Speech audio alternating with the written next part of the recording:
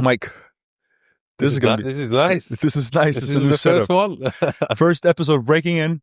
Hack You Media. Couldn't be more excited. I feel a little bit like on a very. Sorry for saying that. On a little level, I'm returning the favor by hosting you now and asking you questions. How do you look so young? What's your routine? What's your secret, man? I couldn't be more excited. How did it feel, first of all, to be doing this, like a podcast, hosting a podcast? It feels, I believe, there's so much I want to talk about and share and learn. It will be interesting to get on the other side to listen. Mm-hmm.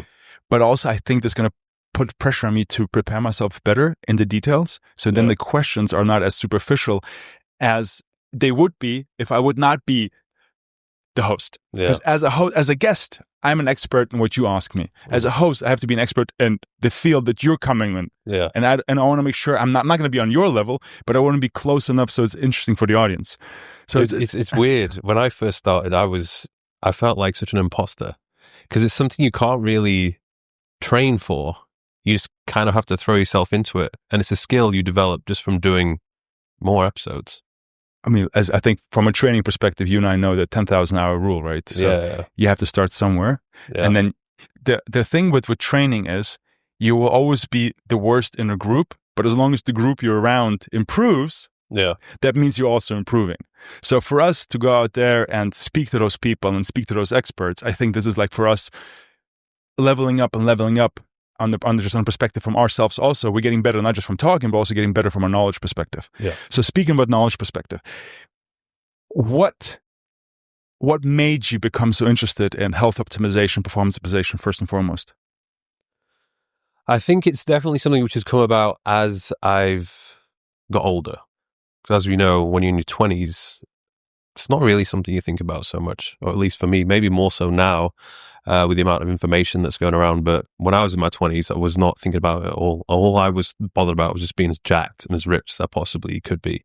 And then I think it's probably about the 30 mark, 31, where you start to notice like, ooh, this is aching a little bit, or, ooh, like it's taking me a little bit longer to recover. You start to notice there's like a little, there's more gray hairs creeping, there's some more wrinkles. You're like, more or less, So you're like, okay, I'm getting a little bit older now. The signs of aging are occurring. And I think for me, at least, because I love what I do in terms of the training, and I take a lot of pride in the way that I look and my appearance, I want to just continue to feel good, look good, and be able to do what it is that I love to do for as long as possible.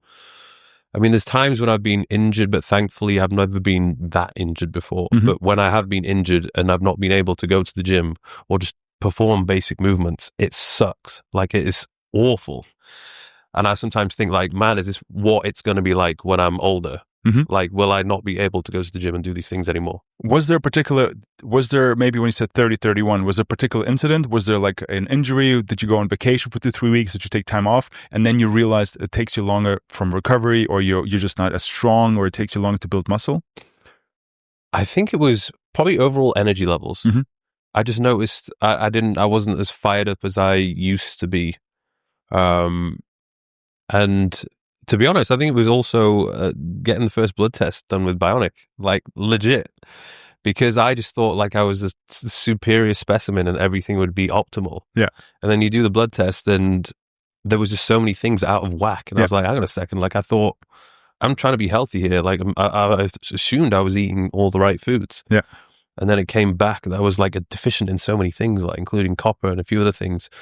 I just thought, okay, like I need to switch up some things in my diet, my lifestyle, and start looking more into taking the right supplements. So it's interesting that the energy level was the first indicator. So it was not muscle deterioration. It was not your strength level. It was just mental. It was harder to get pumped and motivated for the exercise to go back into the gym. Yeah.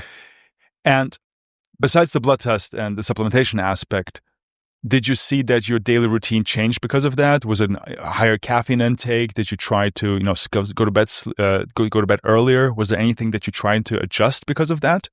Yeah, I think it just annoyingly was the case that, okay, you have to sleep more. You have to have a proper sleeping routine.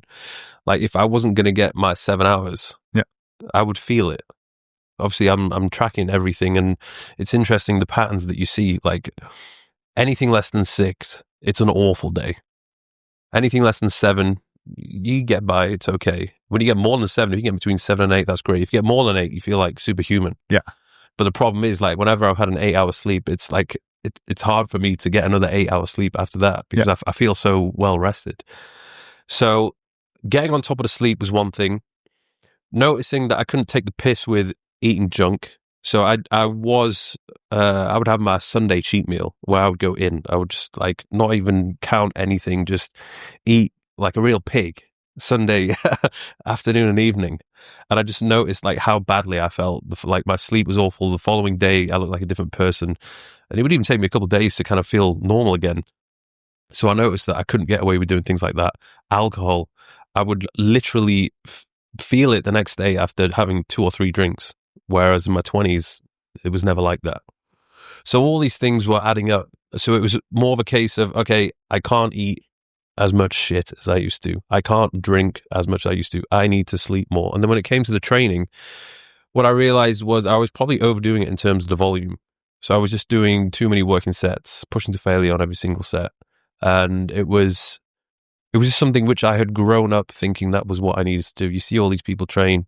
I've trained with some of the best, like ex-Mr. Olympias, things like that. And when they have a certain work ethic, you feel like, well, I've got to do that as well. Like the gym is all about going into the weights room and just killing yourself. Mm-hmm. Which, yes, you kind of do need that kind of drive. And you do need a certain level of intensity. But when you go past that optimal level of training volume, you just get diminishing returns. Yeah.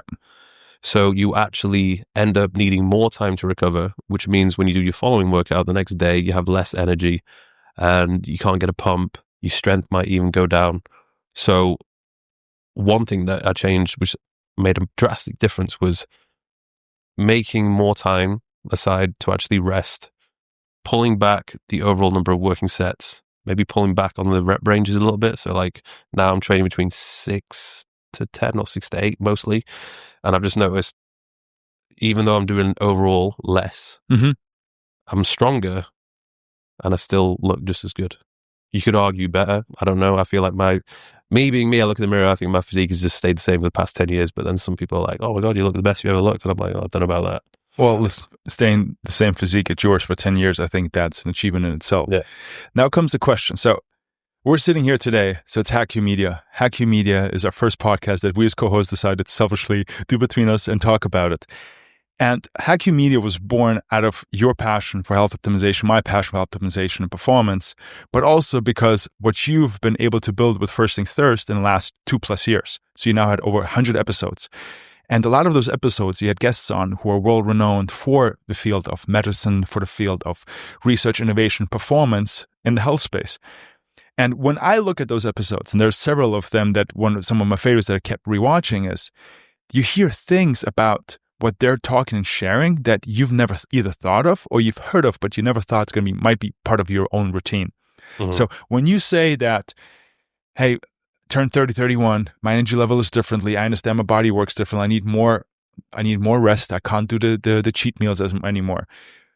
But you also, as a person who is up to for performance, wants to also introduce new things.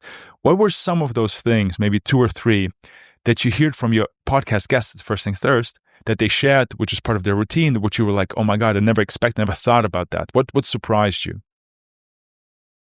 Well, one thing that was surprising, which I never thought I would do, is the stem cells. Mm-hmm.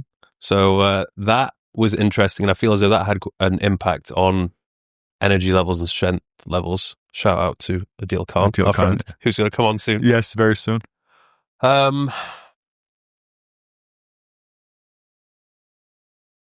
to think. I think it was definitely some of the people who I've spoken to about training, particularly Andy Galpin. Yeah. That was talking about the adjustments of the training and training volume, how much you can get away with. So that had quite a significant impact on how I approached my training. Can you share what you changed in your routine after talking to him, or what was your thought process? What were the adjustments? Just pulling back the number of working sets that I was doing. Yeah. So I'd always done like 3 or 4 working sets per exercise. And that's just overkill. Like, it's just completely unnecessary. So I would pull it back to literally, I would warm up, I'd do 1, 2, or 3 warm-up sets. And it's like, okay, let's just focus on doing 2 big working sets and understand that it's unlikely that when you do the second set, you'll be able to match the same level of results in terms of how much you can lift, because realistically the first set that you do, that's when you're most fresh. Yes, that's when you can really put everything into it. The second set you can recover, but it's unlikely you'll match the first set as well as you did the first time around. So that's one thing that I did, which has massively helped in terms of getting stronger. Sure. It's interesting enough. You're saying that, I'm literally sitting here and I'm like, I understand that my third set that I do will impact my next exercise. My first set of my exercise will not be as good because I overtrained the previous one. So I think that's incredible. So, okay, so we have that, adjustments to your training regimen. What else did you hear from one of the guests that you thought, oh, I might implement that? Well, there was Dave Asprey. I know what you're going with that. You want to say that publicly? Tell us, Mike. The thing with Dave was, that was a bit of a wild one, because he said there was so many things that he was saying about even like the sweet potato, like how sweet potato is bad for you. And then it got me thinking, like, all these foods which you would consider as being healthy, maybe they're not necessarily healthy for you as the individual. So I feel like if you took everything he said for an actual fact, you would just be scared to touch anything.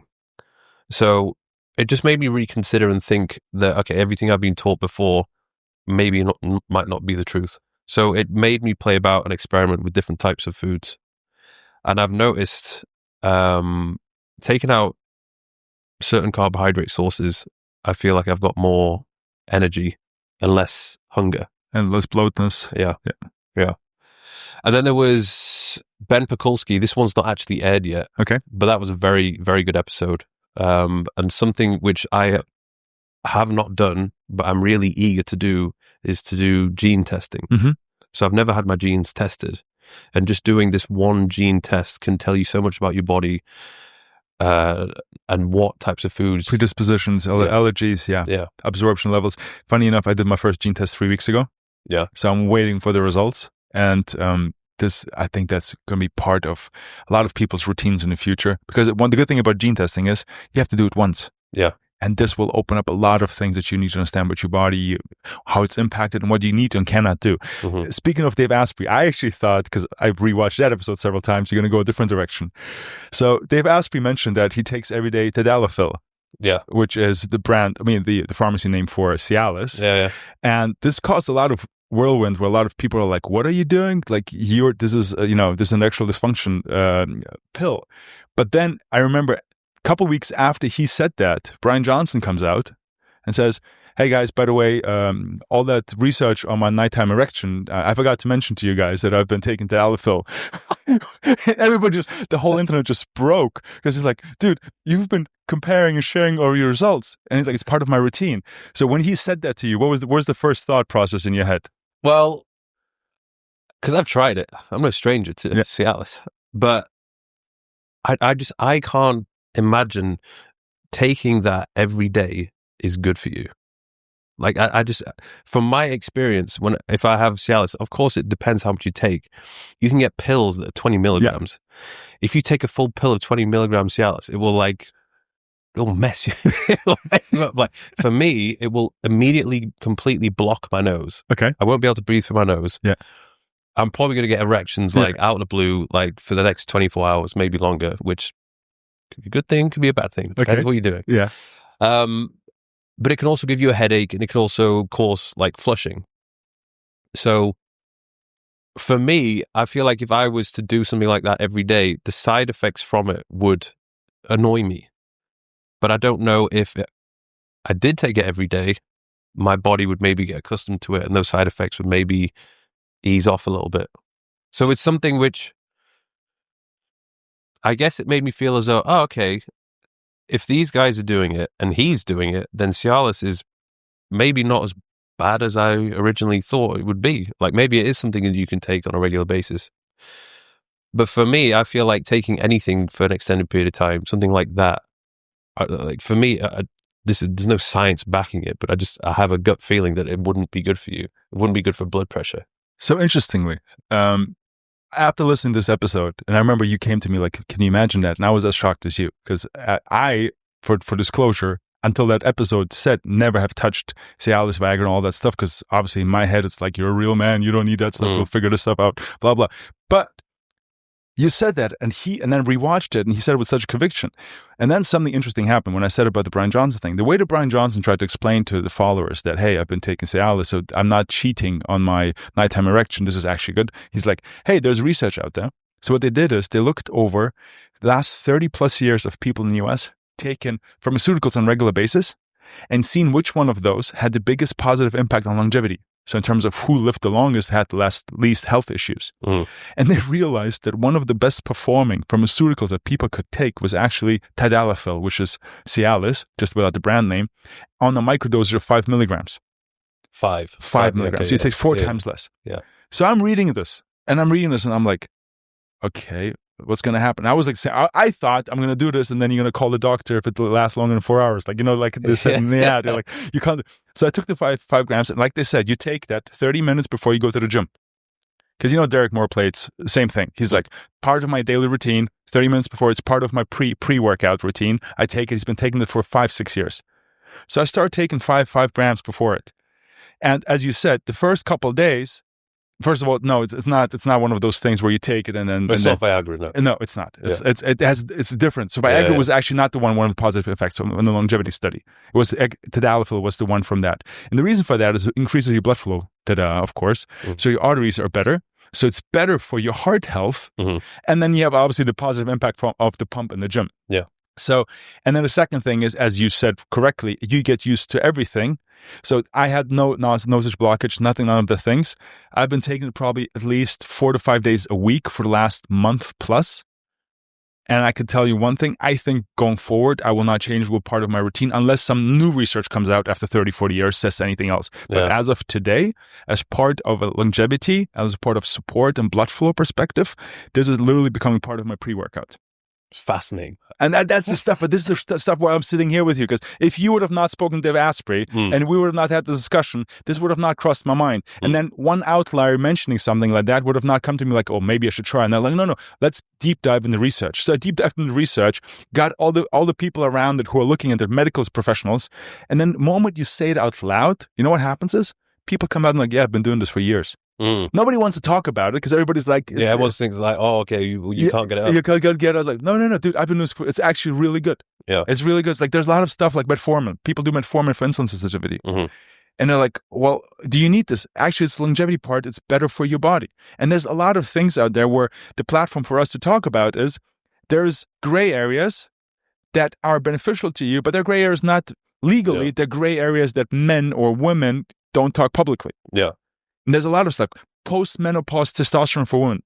A lot of my friends are now in that phase where they don't know if they can say it out loud, where there's a taboo topic about there, but everybody's suffering either quietly or they don't know where to go to find out more about it. And this is kind of like the place where I think you did an incredible job of creating a platform where very, very global people with a lot of following.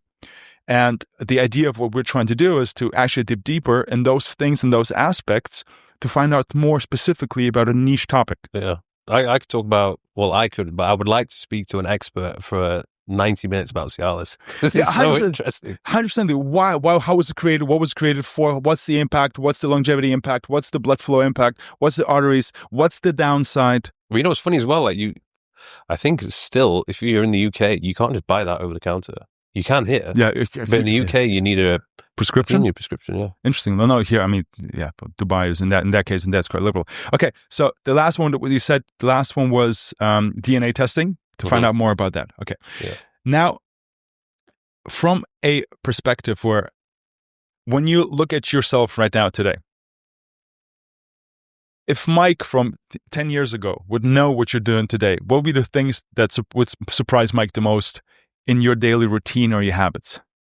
So if I'm going back to being 24? Yes.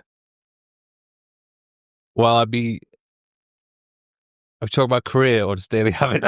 Daily habits. Daily habits.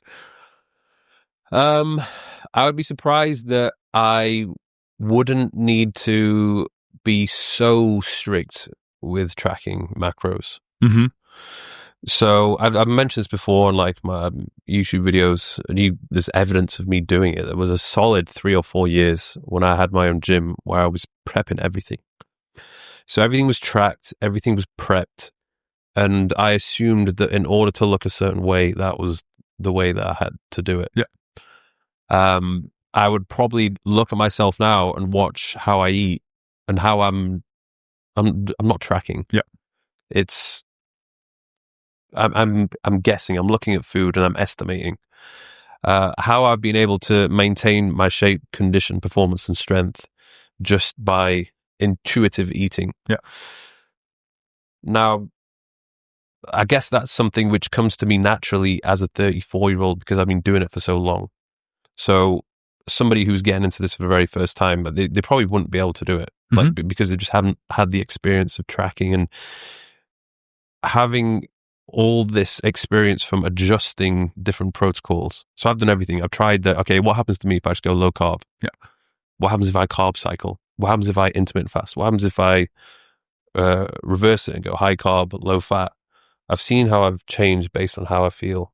Can you share what's right now from a diet routine? What's your preference right now? Or like an average day? I don't believe in eliminating entirely a macronutrient group. So you see a lot of people following certain protocols, and I guess I've just realized that for me at least, I don't need to do that in order to look a certain way. Maybe I could look better, but it depends how you define looking better. For me, I feel as though I respond well to carbohydrates. Mm-hmm. So it's a primarily higher carb, lower sugar. So I'm getting complex carbs. Certain window when you eat the carbs throughout the day? More so second half of the day.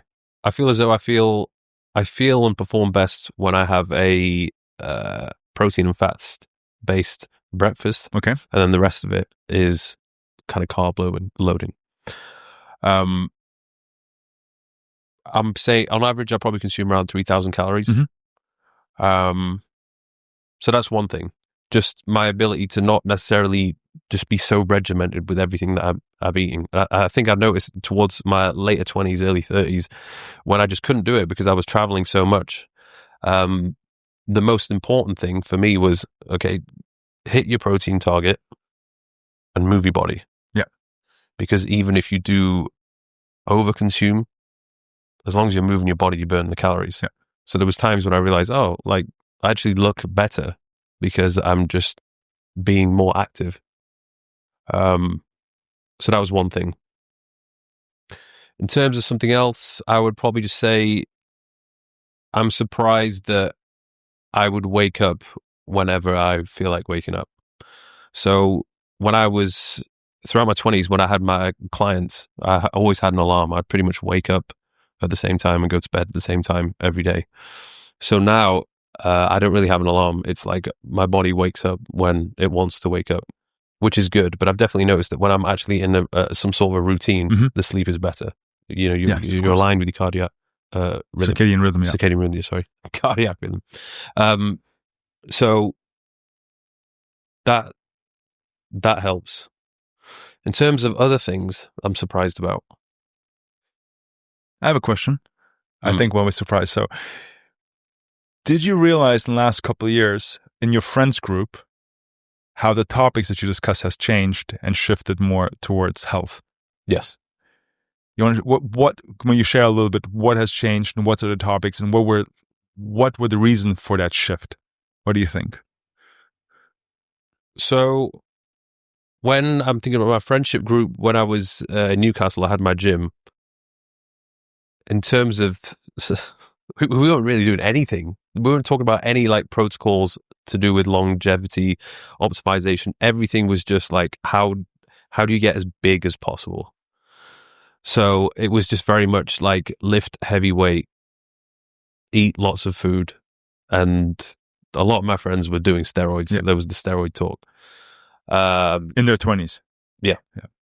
The funny thing was, there was a guy who he was working with me, and he blasted steroids. He didn't look very good at all. So it was really kind of weird and awkward for this person to be taking quite a lot of steroids and not looking very good at all. But I don't think he didn't have his diet or his training on lock, and I don't think his genetics were certainly less favorable. Do you think there's a small percentage that this guy's unsuccessful tries with steroids impacted your decision not to try steroids? Do you think what, sorry? Don't you think that his unsuccessfulness with the steroids was one of the reasons why you never tried steroids? Was that like, you saw that it's not a wonder pill, it doesn't work for everyone, you're like, dude, I don't need it? No, I think it was just because I didn't feel the need to be any bigger. Okay. So I had that experience of when I was 24, 25, I competed. And it was very clear to me that, okay, to have any chance of competing and winning or placing, I am not big enough. Yeah. Like, I need to be bigger. The first time round, I came third, and I did okay, but for whatever reason, like the year later, maybe the organization, which was the WBFF, it was getting more attention. I think more people just entered, and there was the muscle category and the fitness category. Realistically, I was in between. Mm-hmm. I was a small muscle model, but I was a big fitness model. But I spoke to some of the judges, and they were like, you should do muscle model. So I was like, okay. But it was like so demoralizing because I did the muscle model. And I was one of the smallest guys. Yeah. But I'm not a small guy. Yeah, of course. So it's like, okay, I have worked my ass off for 2 to 3 months to do this competition. I don't even think I got into the top 10. And I was like, So you have a choice now. It's like, do you want to go and compete and bodybuilding be your thing? Or do you want to go down a different route? And I knew that the bodybuilding thing would equal, okay, you're going to have to take something to, if you want to become Mr. Olympia. Yes. Go down the route of CBUM, which I thought about. And I think if I had taken that path, I'm sure I would have been very successful. Like, I would have been twice as big as I am now. And there's times when I'm curious just to see how far I could have taken it if I had all the optimal amounts of steroids and so on. But it was something I didn't want to do. I don't want to compromise my health. And my experience of being on stage, I realized I didn't actually like it that much. Like, some people. You mean this being on stage? Being on stage, the whole process. The prep? This is everything. Okay. Like, for me, to be on a stage posing in shorts, I thought that was weird. Like, you might be surprised because I do it quite a lot on social media. Yeah. But you don't like being naked on camera? But I just thought it was really weird that you do it in front of a crowd of people. There's the judges in front of you. And I think so because a lot of it, people say, and you could argue is true, is a lot of it's politics. So the judges will sometimes have their favorites, and basically how you look. It's nothing to do with how you feel you look. It's how the judges see you. So I didn't like that my success in the sport would have been in the hands of judges. Also subjective, yeah. Yeah, like, I don't like that. I don't like not being in control. So, yeah, I was like, right, I don't want to do steroids. Like, I think even in my mid to later 20s, I'd kind of achieved what I had wanted to achieve in terms of my physique, and it was just a matter of maintaining it. And then I kind of thought back then, like, my success in life and the amount of money I make is all dependent upon how shredded I am, how good I look. Yeah. And I realized that's not actually true. Like, there's other things that you can do. And this is when the YouTube took off, and I offered my one-to-one coaching. I was like, actually, no, it's not about how I look. That helps.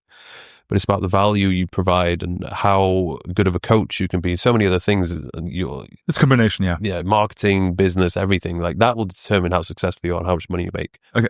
So you went from Leeds with that kind of crowd. So now you're in Dubai, you're 34 years old, you're looking into different aspects. You have a group around you. When you look into the content, you do anything from ice baths, infrared saunas. I think you tried exosomes. Did you try exosomes? Or is it stem cells? It was the stem cells. It was the stem cells. With the deal. Yeah, with the deal. It was was a 45-minute IV drip and then the injection. And the injection in the face? No, shoulder. And the shoulders, okay. Yeah. So yeah. Might get the hair one soon. No, there's I did the stem cells in the knees. So I did it 7 months ago. And I told them, listen, I'm doing this. I haven't jogged in 12 years. My KPI, my only goal is, if this is successful, is I can jog again.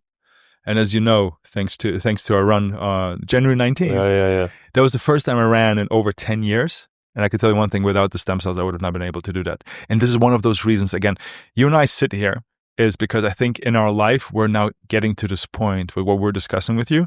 This is the stuff that we're most interested about. Because yes, we understand from a business perspective, you understand from a content perspective, we understand but we're now deep diving into opportunities where we're chasing a little bit that feelings that we had in the 2025, where you're more cognitive there, where you can, where you recharge quicker, where you're capable of doing different things, where you feel better and you look better, and all those kind of things that all comes together on the Hack You Media. Yeah. So when you speak to your guests and you have those general conversations, one of the ideas of Hack You Media was, let's take those general conversations and let's niche them down. Yeah. Can you share a little bit why this is so important to you and why we're sitting here today and talking about Hack You Media?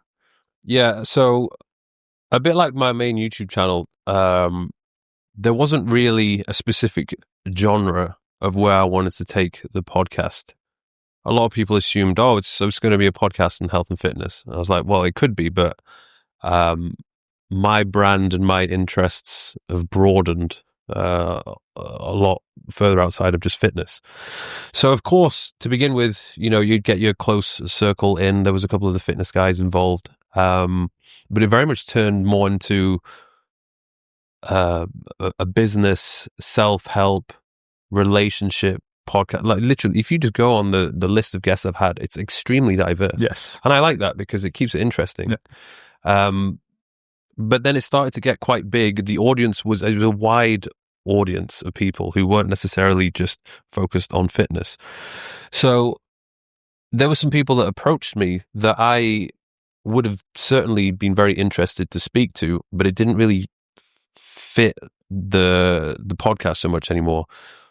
Either because what we would talk about would just be so niched about one thing that a lot of my audience would maybe switch off at that, or they maybe just didn't have a big enough of an audience. And the kind of annoying thing about social media is that in a sense it's quite transactional when it comes to doing collaborations. So once you've built yourself up and you have a bigger and bigger following, usually you tend to collaborate with other people who have a similar following.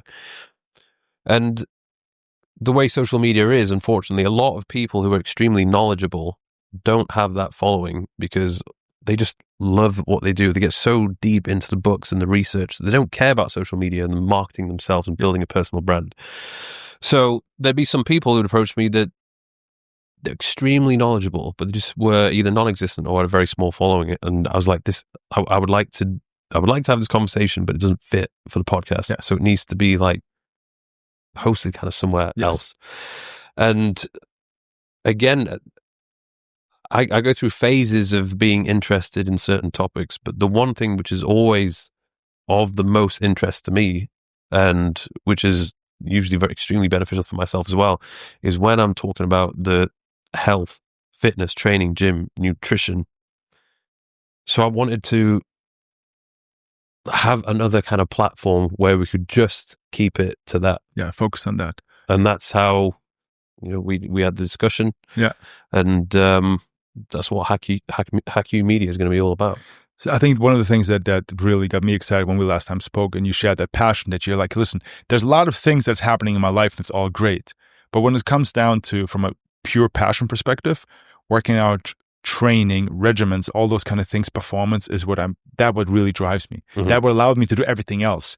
But this is the essential. And the same thing for me. So obviously professional background as a basketball player, working out, trying to achieve the next level, trying to get to the level is what allowed me to do anything else. When I got into the corporate world is the basketball aspect, the workouts, the trainings, the regimen, the discipline, the team communication, the chemistry, all that helped me and shaped me into the other areas.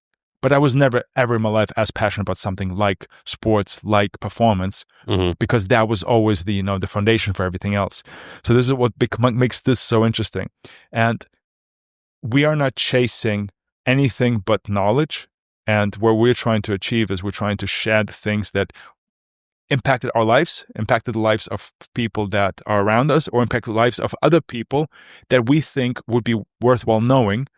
And if Hacking Media can be that platform, maybe for a niche audience, maybe for a niche subject, but I think if we have the volume and we are working on the volume to create those kind of directions to have the more and more information about that, I definitely will believe that there will be an impact that you and I will feel.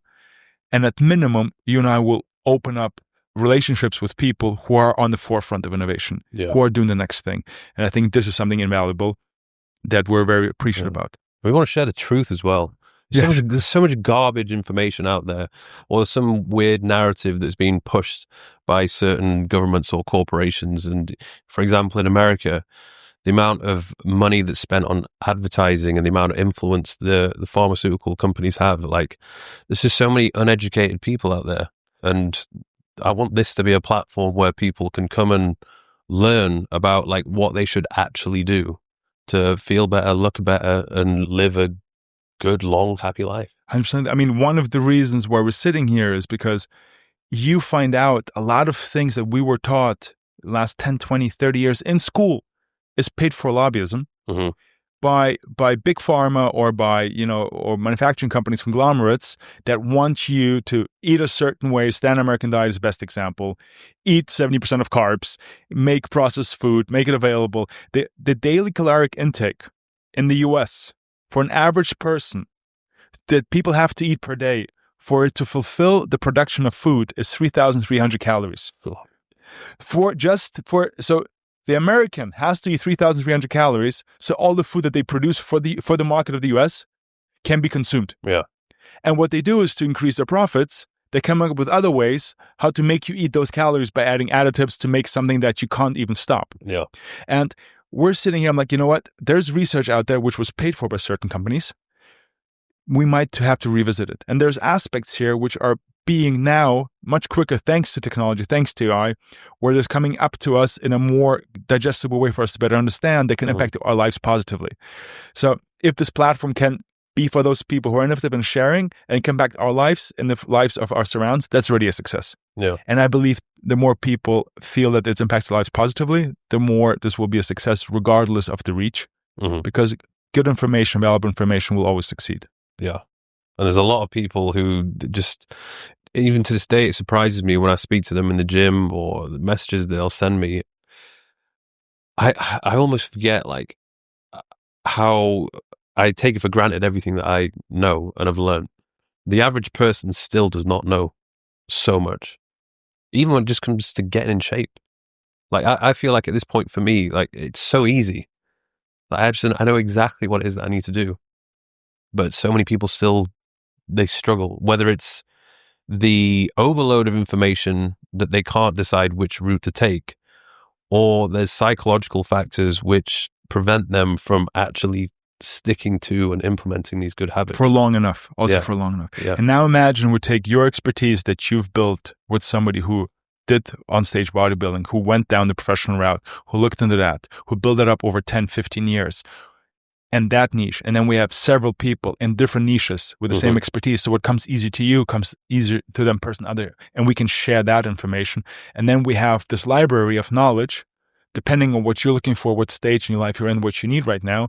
Here is the episode for you. And I think this is one of the goals for us. Mike, thank you so much. That was incredible first Hacking Media episode. Your host, Vadim, looking forward for the feedback. How bad or good I did. No, you're good. Listen, man, appreciate it. I could not be more ecstatic. I think from a guest perspective that we have lined up already, this is going to be really, really cool. And again, guys, if what you listen to here today impacts your life positively, then we already succeeded and did a good job in taking the first step.